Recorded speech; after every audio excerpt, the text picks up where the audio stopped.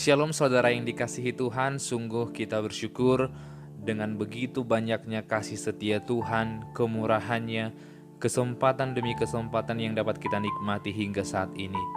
Oleh karena itu, marilah kita mendengarkan firman Tuhan dan meminta pertolongan di dalam doa. Bapa di dalam surga, biarlah kami berkenan datang dengan hati yang sungguh-sungguh mendengarkan suara-Mu. Tolonglah berkati dan pimpinlah kami untuk memahaminya dengan benar. Dan tolong juga kami mengerjakan yang terbaik bagi-Mu. Dalam nama Yesus Kristus. Amin. Firman Tuhan hari ini diambil dari Matius pasal yang ke-6, ayat yang ke-12. Dan ampunilah kami akan kesalahan kami, seperti kami juga mengampuni orang yang bersalah kepada kami. Saat berbicara mengenai pengampunan, berarti berbicara mengenai ketidaklayakan. Orang yang diampuni dosanya bukan berarti dia karena melakukan hal-hal yang baik. Namanya saja diampuni, berarti dihapuskan. Dia tidak membayar apa-apa. Oleh karena itu, kita disebut diampuni oleh Tuhan, berarti Tuhan menganggap kita sebagai orang benar, dosa kita dihapuskan. Bukan karena apa yang dapat kita lakukan, tetapi hanya karena Tuhan mau menghapuskannya. Bagaimana caranya Tuhan menghapuskan dan mengampuninya?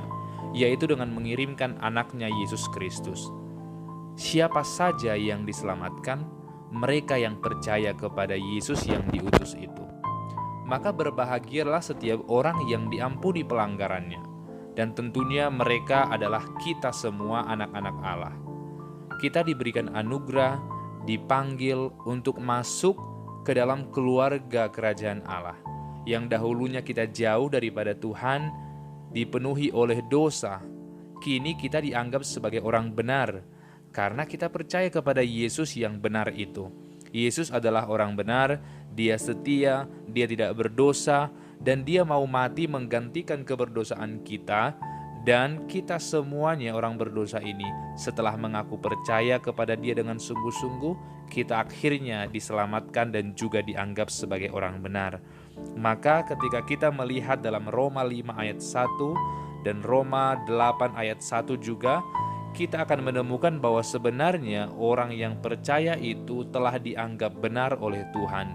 Sekali dia dibenarkan, maka dia akan dianggap benar oleh Allah selamanya. Maka pertanyaannya adalah, apakah saat ini kita sudah menjadi orang benar? Tidak ada yang dapat memahami secara persis tentang diri kita selain kita dengan Tuhan. Kita pasti tahu, kita ini sebenarnya keluarga siapa? Keluarga kerajaan Allah atau bukan keluarga kerajaan Allah? Namun, saat kita mengetahui di mana posisi kita harus datang kepada orang yang memanggil kita. Siapa orang yang memanggil kita? Apakah orang yang memanggil kita adalah mereka yang tinggal di dunia ini?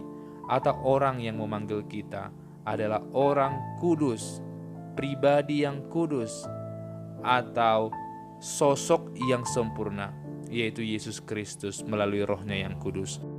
Oleh karena itu, saat ini kita membaca bagian ampunilah kami sama seperti kami juga mengampuni orang yang bersalah. Bukan berarti jikalau kita tidak mengampuni seseorang, berarti itu menentukan kita diampuni atau tidak.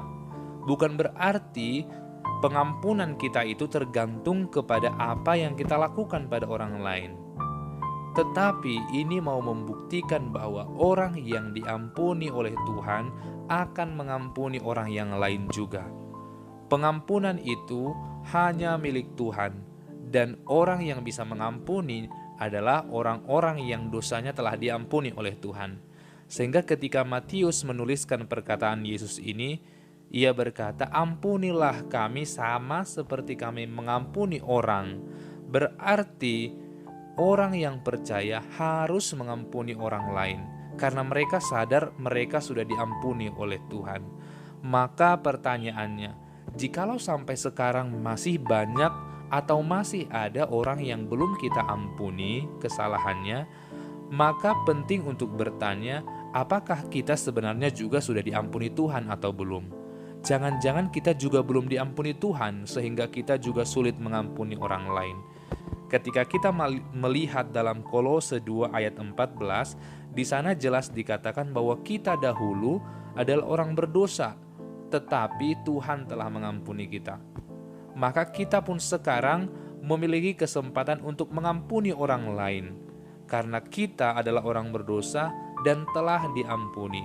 Maka hal yang harus kita kerjakan hari ini, coba ingat, setiap orang yang menyakiti hati kita, setiap orang yang melukai kita, baik di masa yang lalu, baik di masa sekarang, ampunilah mereka.